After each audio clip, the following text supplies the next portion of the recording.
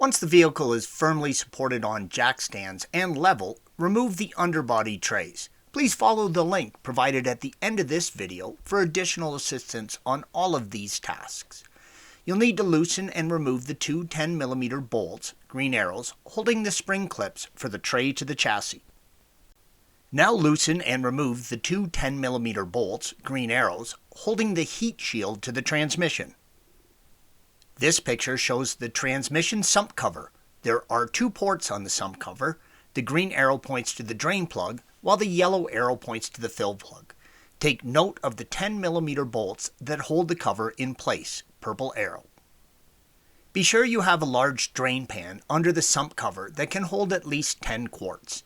Now loosen and remove the T40 torque drain bolt. You want to let it sit for at least 20 minutes to let all the old fluid drain out.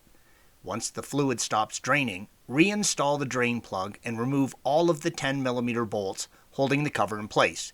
Carefully lower the sump cover out of the way. Shown here is the transmission filter. Loosen and remove the three 10mm bolts, green arrows, holding the filter in place. Pull the filter straight down and out of the transmission. Make sure that the O-ring on the filler neck isn't stuck in the mounting bore. Push the new filter up into the mounting bore. Carefully reinstall the 10mm bolts to secure the new filter in place. You'll want to clean the inside of the sump cover before reinstalling it. Pull the old cover seal off and clean the inside lip, yellow arrow. Also remove and clean all of the magnets in the sump cover, green arrows. These magnets work by catching small bits of metal in the transmission fluid. Fit a new seal on the sump cover and bolt it back up into place on the transmission. This picture shows how the fill port works.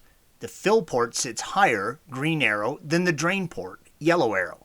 The idea here is that you do an initial fill of 2 to 3 quarts of fluid into the bottom of the cover. Then you start the engine and let the engine idle. Move the gear selector from park to drive and reverse, leaving it in each gear for about 5 seconds. This will suck the fluid up into the transmission. You'll need to monitor the fluid temperature and keep filling. The transmission is fully filled when fluid starts pouring out of the fill hole and the temperature reaches 40 degrees Celsius, 104 Fahrenheit. You may have to use a bit of force to loosen and remove the 17mm fill plug on the sump cover. Once removed, you'll need to use a fluid pump to move the new fluid into the transmission.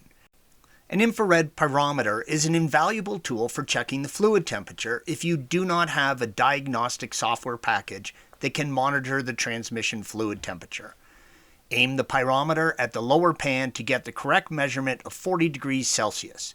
If the temperature exceeds this, you'll need to reinstall the fill plug and let the fluid and transmission cool back down. Thanks for watching.